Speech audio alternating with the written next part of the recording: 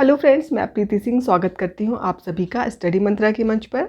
हम लोग इस क्लास में करंट अफेयर के टॉप 10 क्वेश्चंस देखेंगे। बहुत इंपॉर्टेंट क्वेश्चंस हैं सारे के सारे, एक एक क्वेश्चन इंपॉर्टेंट है। डेफिनेटली यहीं से क्वेश्चन आने वाले हैं एग्ज़ाम में, तो आप लोग मेरे साथ बने रहिए और बहुत सिंसियरली देखिएगा इस क्लास को। मैं बता दूं आप लोगों को कि चैनल पे जाकर के आप लोग सारी प्लेलिस्ट देख सकते हैं। हिस्ट्री, ज्योग्राफी, पॉलिटी, पुरानी सारी की सारी क्विज़ वहाँ पर हैं, आप लोग जाकर के उसका लाभ ले सकते हैं। चलिए शुरू करते हैं अपनी इस क्लास को। पहला क्वेश्चन है हमारे सामने, किस देश ने बीडो उपग्रह नेविगेशन प्रणाली को लॉन्च किया है? ऑप्शन है हमारे सामने, चीन, भारत, इंडोनेशिया या फिर दक्षिणी कोरिया।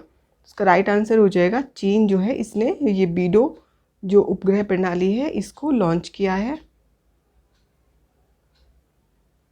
देखेंगे, चीन ने अपने स्वदेशी बीडो उपग्रह नेविगेशन प्रणाली की वैश्विक पहुंच और विस्तार करने की योजना जारी की है और इसे अमेरिका के ग्लोबल पोजीशनिंग सिस्टम, जिसे कि जीपीएस कहते हैं हम, इसके विकल्प के रूप में नामित किया गया है। दूसरा प्रश्न देखेंगे, किस देश ने दुनिया की सबसे लंबी यात्री ट्रेन लॉन्च की है? ऑप्शन है हमारे सामने, स्विट्ज़रलैंड, चीन, भारत या फिर स्पेन। तो इसका सही उत्तर हो जाएगा स्विट्ज़रलैंड। स्विट्ज़रलैंड ने सबसे लंबी यात्री ट्रेन जो है ये लॉन्च की है। एक्सप्लेनेशन देखेंगे इसका। स्विट्ज़रलैंड ने दुनिया की सबसे लंबी यात्री ट्रेन जो है ये शुरू की है और जिसमें कि 100 कोच हैं और 4550 जो है इसमें सीटें हैं और इसकी लंबाई कितनी है? 1910 मीटर इसकी लंबाई है और इसे स्विस ट्रांसपोर्ट जो कंपनी है इसने इसको तैयार किया है। और इस कंपनी के रेहितियन रेलवे ने स्विट्ज़रलैंड की पहली रेलवे कोच की 175वीं वर्षगांठ मनाने के अवसर पर जो है इस ट्रेन को लॉन्च किया है और इसने अपना विश्व रिकॉर्ड जो है बनाया है। दूसरा प्रश्न देखेंगे, निम्नलिखित कथनों पर विचार कीजिए तथा सत्य कथन का चयन कीजिए। ऑप्शन है हमारे सामने। पहला स्टेटमेंट है, शिहान करुणा तिलका को 2022 का बुकर पुरस्कार मिला है। बिल्कुल सही बात है, एकदम करेक्ट स्टेटमेंट है ये। दूसरा स्टेटमेंट है, शिहान करुणा तिलका को उनके उपन्यास the 7 moons of Maali Almeida के लिए 2022 का बुकर पुरस्कार इनको मिला है। तो दोनों बात एकदम सही है, दोनों स्टेटमेंट करेक्ट है। तो आंसर हमारा हो जाएगा कथन 1 और 2 करेक्ट हैं। ये दोनों ही स्टेटमेंट सही हैं। देखेंगे इसका एक्सप्लेनेशन। श्रीलंकाई लेखक, ये जो लेखक है ये श्रीलंका के हैं, ये भी ध्यान रखने वाली बात है। तो ये जो है इनको शिहान करुणा तिलका ने the 7 moons of Mali Almeida इसके लिए इनको बुकर प्राइज़ मिला है। बहुत इंपॉर्टेंट है, बुकर प्राइज़ हमेशा पूछा जाता है किसी ना किसी एग्ज़ाम में, तो ध्यान रखिएगा इसको, किसको मिला है और कहाँ के हैं ये, श्रीलंका के हैं और किस बुक के लिए इनको मिला है, ये सारी बातें ध्यान रखने वाली हैं। तो शिहान करुणा तिलका जो है इस प्रतिष्ठित साहित्य पुरस्कार को प्राप्त करने वाले दूसरे श्रीलंकाई जो है ये बन गए हैं। मतलब इसके पहले भी किसी को ये प्राइज़ मिल चुका है। इस पुरस्कार को प्राप्त करने वाले जो पहले श्रीलंकाई हैं कौन है? वो माइकल ओनडाट से हैं और इन्हें 1992 में द इंग्लिश पेशेंट के लिए जो है ये प्राइज़ इनको मिला है।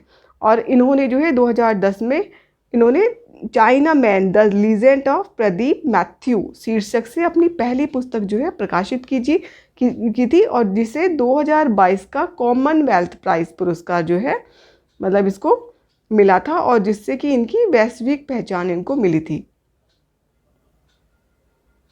अगला प्रश्न है हमारे सामने, कौन सा भारतीय क्रिकेटर दुनिया का नंबर 1 T20 बल्लेबाज बन गया है? ऑप्शन है हमारे सामने, विराट कोहली, सूर्य कुमार यादव, रोहित शर्मा या फिर KL राहुल। तो इसका राइट आंसर हो जाएगा सूर्य कुमार यादव जो है ये दुनिया के नंबर 1 बल्लेबाज जो है ये बन गए हैं। एक्सप्लेनेशन देखेंगे इसका। सूर्य कुमार यादव T20 अंतर्राष्ट्रीय में दुनिया के नंबर 1 बल्लेबाज जो हैं ये बन गए हैं और जो कि हाल ही के दिनों में अपने अविश्वसनीय फॉर्म के दम पर ये अपने मतलब शीर्ष पर पहुंचे हैं। और सूर्य कुमार यादव ने पाकिस्तान के सलामी बल्लेबाज मोहम्मद रिजवान को ये पछाड़ करके T20 बल्लेबाज रैंकिंग हासिल करने वाले दूसरे भारतीय खिलाड़ी बन गए हैं। यादव जो हैं, यादव के अब तक 863 अंक हैं, जबकि जो मोहम्मद रिजवान हैं उनके 842 अंक मतलब हैं। अगला प्रश्न देखेंगे, रक्षा अभ्यास ऑपरेशन विजिलेंस स्टॉर्म दक्षिणी कोरिया और किस अन्य देश के बीच आयोजित किया जाता है? तो ऑपरेशन विजिलेंस स्टॉर्म जो है किसके बीच में किया जाता है? दक्षिणी कोरिया है एक तरफ, और दूसरा कौन है? ऑप्शंस हमारे सामने है, संयुक्त राज्य अमेरिका, भारत, जापान या फिर फ्रांस। तो दोस्तों उसका राइट आंसर हो जाएगा संयुक्त राज्य अमेरिका और दक्षिणी कोरिया के बीच में ऑपरेशन विजिलेंट स्टॉर्म जो है ये आयोजित किया जाता है। देखेंगे इसका एक्सप्लेनेशन। ऑपरेशन विजिलेंट स्टॉर्म एक रक्षा अभ्यास है जो कि संयुक्त राज्य अमेरिका और दक्षिणी कोरिया के बीच में ये आयोजित किया जाता है, और इस अभ्यास में दोनों देशों के सैकड़ों युद्धक विमान शामिल हुए। इसमें संयुक्त राज्य अमेरिका और दक्षिणी कोरिया दोनों के F-35 स्टेल्थ फाइटर के वेरिएंट भी जो है शामिल किए गए थे। अगला प्रश्न देखेंगे हम लोग, निम्नलिखित कथनों पर विचार कीजिए तथा सत्य कथन का चयन कीजिए। स्टेटमेंट है हमारे सामने, प्रख्यात शिक्षाविद और गांधीवादी सामाजिक कार्यकर्ता इला भट्ट का निधन हो गया है। तो एकदम करेक्ट बात है, इला भट्ट जो है इनका निधन हो गया है, और यह सेल्फ एम्प्लॉयड वीमेंस एसोसिएशन जो है सेवा इसकी संस्थापक थी। तो बात एकदम सही है, दोनों चीज़ें सही हैं, दोनों स्टेटमेंट एकदम करेक्ट हैं। तो आंसर हमारा हो जाएगा सी, कथन 1 एवं 2 दोनों जो हैं ये सत्य हैं। इस तरह से हमारा सी ऑप्शन इसका आंसर हो जाएगा। एक्सप्लेनेशन देखेंगे इसका, प्रख्यात शिक्षाविद और गांधीवादी सामाजिक कार्यकर्ता इला भट्ट का निधन हो गया है, और ये 89 जो है वर्ष की थी ये, और सेल्फ एम्प्लॉयड वीमेंस एसोसिएशन सेवा जिसे कि बोलते हैं शॉर्ट में, इसकी ये संस्थापक थी, और इनका निधन अहमदाबाद के एक हॉस्पिटल में अभी हो गया है, और इनको इसके पहले पद्म भूषण, रैमन मैग्सेसे पुरस्कार और इंदिरा गांधी शांति पुरस्कार जैसे कई अंतर्राष्ट्रीय पुरस्कार जो है इनको मिल चुके हैं। अगला प्रश्न देखेंगे, किस देश ने अपने अंतरिक्ष स्टेशन के लिए मैक्टियन नामक लैब मॉड्यूल लॉन्च किया है?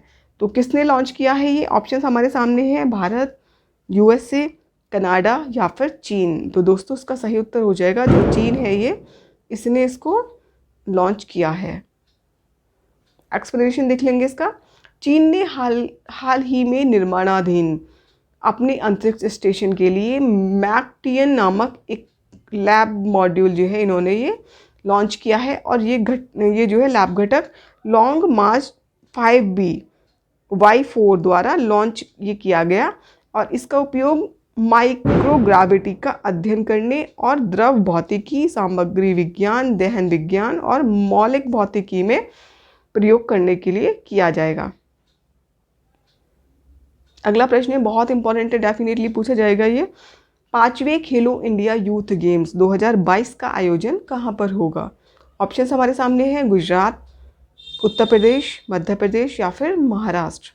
तो दोस्तों उसका सही उत्तर हो जाएगा मध्य प्रदेश में जो है हमारे आगामी जो 5वें खेलो इंडिया यूथ गेम्स हैं ये मध्य प्रदेश में आयोजित किए जाएंगे। बहुत इंपॉर्टेंट क्वेश्चन है। 5वें खेलो इंडिया यूथ गेम्स का आयोजन मध्य प्रदेश के 8 शहरों, कौन कौन से हैं ये? भोपाल, इंदौर, उज्जैन, ग्वालियर, जबलपुर, मंडला, खरगोन, महेश्वर और बालाघाट में जो है 31 जनवरी से लेकर के 11 फरवरी के मध्य में ये मध्य प्रदेश में किए जाएंगे, और इसमें जो है 8,500 एथलीट भाग लेंगे, और कुल जो खेल होंगे इसमें वो 27 होंगे। कुल 27 खेल इसमें शामिल होंगे, जिसमें खेलों के इतिहास में पहली बार जो है वाटर स्पोर्ट्स को भी इसमें शामिल किया जाएगा। पहली बार क्या शामिल किया जाएगा? वाटर स्पोर्ट जो है इनको भी शामिल इसमें किया जाएगा। और क्या बातें हैं इसमें? इस संस्करण में कैनो स्लैलम, कयाकिंग, कैनोइंग और रोइंग जैसे जो खेल हैं इनका प्रदर्शन इसमें किया जाएगा, और मध्य प्रदेश जो है ये खेलो इंडिया यूथ गेम्स की मेज़बानी करने वाला 5वां राज्य होगा। इसके पहले 4 राज्यों में हो चुके हैं। कहाँ कहाँ हो चुके हैं? तो नई दिल्ली में ये हो चुका है, महाराष्ट्र में हो चुके हैं, असम में हो चुके हैं और हरियाणा में जो है ये ऑलरेडी हो चुके हैं। और 2021 का जो संस्करण था वो जून 2022 में हरियाणा में इसका आयोजन किया गया था, और जो कि मतलब ये कोविड-19 जो था उसके कारण स्थगित हो गया था 21 वाला, और ये जून 22 में हुआ। ठीक है, तो और जो हमारा जो 18 वाला था 2000 हरियाणा ने 2018 में पहला संस्करण जीता, और 19 और 22 जो है ये हमारा महाराष्ट्र ने मतलब जीते हैं। तो इस तरह से पूरा का पूरा ये खेलो इंडिया गेम्स का मतलब हो गया। और जो खेलो इंडिया गेम्स है ये 2017 से शुरुआत की गई थी इनकी। अगला प्रश्न देखेंगे, एशिया के सबसे बड़े कंप्रेस्ड बायोगैस प्लांट का उद्घाटन किया गया, तो कहाँ पर किया गया है? ये ऑप्शन हमारे सामने है, गुजरात, हरियाणा, पंजाब या फिर राजस्थान। तो इसका राइट आंसर हो जाएगा पंजाब में जो है ये सबसे बड़ा एशिया का कंप्रेस्ड बायोगैस प्लांट जो है इसका उद्घाटन किया गया है। एक्सप्लेनेशन देखेंगे इसका हम लोग। केंद्रीय पेट्रोलियम और प्राकृतिक गैस मंत्री हरदीप सिंह पुरी ने हाल ही में पंजाब के लहरगागा में एशिया के सबसे बड़े संपीड़ित बायोगैस कंप्रेस्ड बायोगैस जो है मतलब CBG इसको बोलेंगे शॉर्ट में, इस संयंत्र का उद्घाटन किया। और लहरगागा में जो ये CBG का संयंत्र है इसका निर्माण 20 एकड़ भूमि पर 230 करोड़ की लागत से जो है किया गया है। और इस परियोजना को वर्बियो AG के प्रत्यक्ष निवेश के साथ में इसको कमीशन किया गया है। और जो है ये CBG संयंत्र जो है वर्तमान में प्रत्येक दिन 6 टन धान के भूसे को संसाधित करने में जो है ये सक्षम है। और बाद में जो है इसकी क्षमता को बढ़ा दिया जाएगा, कितना कर दिया जाएगा, 300 टन जो है मतलब धान प्रतिदिन किया जाएगा, जिससे कि 10,000 क्यूबिक मीटर के 8 डाइजेस्टरों का उपयोग करके 33 TPD कंप्रेस्ड बायोगैस का जो उत्पादन है वो उसमें किया जाएगा। और देखेंगे क्या क्या इसके यूजेस हैं। यह जो है यह राज्य में पराली जलाने की जो समस्या है सबसे बड़ी विकट समस्या है। आजकल आप लोग देख रहे हैं कितना ज़्यादा पॉल्यूशन हो रहा है, उसी कारण दिल्ली और NCR में हो रहा है पराली जलने के कारण। तो ये जो ये समस्या है इसका समाधान करेगा। और प्रत्येक दिन जो है ये 600 से लेकर के 650 टन फोम का उत्पादन करेगा। और मतलब इसका जो यूज़ है वो जैविक खेती के लिए किया जाएगा इस फोम का यूज़। और इस प्लांट से 390 लोगों को प्रत्यक्ष और 585 लोगों को अप्रत्यक्ष रूप से मतलब इसको रोजगार मिलेगा इससे। और इस परियोजना से संगरूर जो जिला है यहाँ के किसानों की आय में भी वृद्धि होगी। और ये जो है 40,000 से लेकर के 45,000 एकड़ भूमि पर पराली जलने से मतलब रोकेगा। और हर साल में 1,50,000 टन कार्बन डाइऑक्साइड, समझ रहे कितना बड़ा रेशियो है ये, इसमें मतलब कार्बन डाइऑक्साइड के उत्सर्जन में से कमी आएगी। और जो ये नया CBG संयंत्र है ये sustainable alternative towards affordable transportation मतलब कि सतत जो है इसके लक्ष्य को प्राप्त करने की दिशा में भी एक महत्वपूर्ण कदम है। तो इस तरह से जो है मतलब एक तरह से मेंस का क्वेश्चन भी ये बन सकता है। तो बहुत इंपॉर्टेंट है, ध्यान से देखिएगा इसको। अगला प्रश्न देखेंगे हम लोग, भारत का पहला एक्वा पार्क किस राज्य में स्थापित किया जाएगा? ऑप्शंस हमारे सामने हैं, मेघालय, अरुणाचल प्रदेश, गोवा या फिर महाराष्ट्र। तो उसका जो राइट आंसर है हो जाएगा अरुणाचल प्रदेश जो है यहाँ पर भारत का पहला एक्वा पार्क जो है ये स्थापित किया जाएगा। देखेंगे भारत सरकार ने अरुणाचल प्रदेश के निचले सुबनसिरी जिले के जो यह है तारन ज़ीरो में भारत के पहले एक्वा पार्क की स्थापना के लिए मंजूरी दे दी है। बहुत इंपॉर्टेंट है, अरुणाचल प्रदेश में भारत के पहले एक्वा पार्क की मंजूरी जो है वो संबंधित अधिकारियों द्वारा उचित जांच के बाद में मतलब की गई है। तो इस तरह से हमारा ये प्रोग्राम खत्म हुआ। Thank you so much. अगर आप लोगों को अच्छा लगता है तो प्लीज़ आप लाइक, सब्सक्राइब और शेयर करें, अपने दोस्तों के साथ भी शेयर करें। Thank you.